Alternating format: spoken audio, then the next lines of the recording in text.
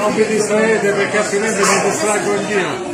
Non vi distraete, oggi 24 giugno 2023 mi dicono che siamo nell'anno di Cristo 2023, che noi ci siamo splendidamente vivi, possiamo ragionare di qualsiasi cosa ci piaccia, anche di domotica, così. Scusatemi, quando facciamo partire la comanda Autorizziamo Gaetano ad andarsene perché tanto noi anche senza di lui, anche senza di lui possiamo parlare. mentre con Antonio dobbiamo andare con Antonio avanti che ci aspetta. Noi viviamo dei momenti bellissimi e ho scritto tutto per non dimenticare, certamente se qua dimentico qualcosa mi sfuggerebbe tanto, e quindi io prima di tutto dico a voi che siete venuti da diverse città a questo convegno che organizza il nostro amico Fabrizio Presidente, Fabrizio Patronaggio, Fabrizio è il presidente di Brizzi.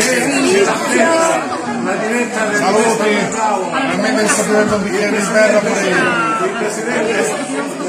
Forza Avola, grande Vespa Club. Grazie. auguri e dopo auguri.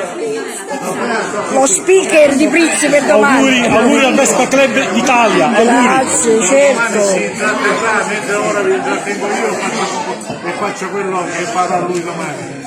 E allora che bello avere viaggiato uno appresso all'altro, avervi visto in fila indiana dietro di me e voi avere avuto il privilegio di guardare davanti e avere visto che c'era davanti a te c'era il nostro Ciccio Alzalone, no? Dietro di te c'era Caruso che non sapeva come trattenerti. Sì, la lumaca.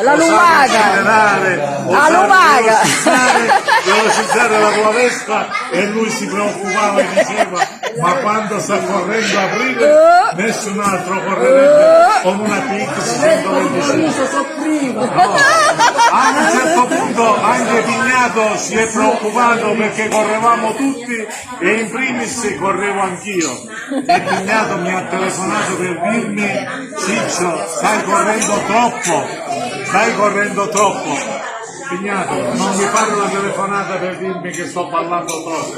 Se hai da dirmi che sto parlando troppo, dillo subito. O mai più. Parli adesso o taccia per sempre. Ora avere inserito nel nostro tempo quotidiano qualcosa che riguardasse noi e che ci vedesse assieme. Questo è il miracolo delle scelte e delle passioni che si fanno, perché tu in questo momento potevi essere ora Pippo Polino sono io, metti la sua, capisci? Tu sei con me, no? Capisci Antonio? Ora abbiamo la bellezza di avere a camminare, capisci? E chi lo può fare tutti i giorni, ma un giorno come questo entra nella memoria di ciascuno. Perché c'è molto scritto anche se devo leggere. E allora ragazzi vi auguro tanta salute, tanta bellezza, scelta da voi o per quel che vi capiterà nella vita.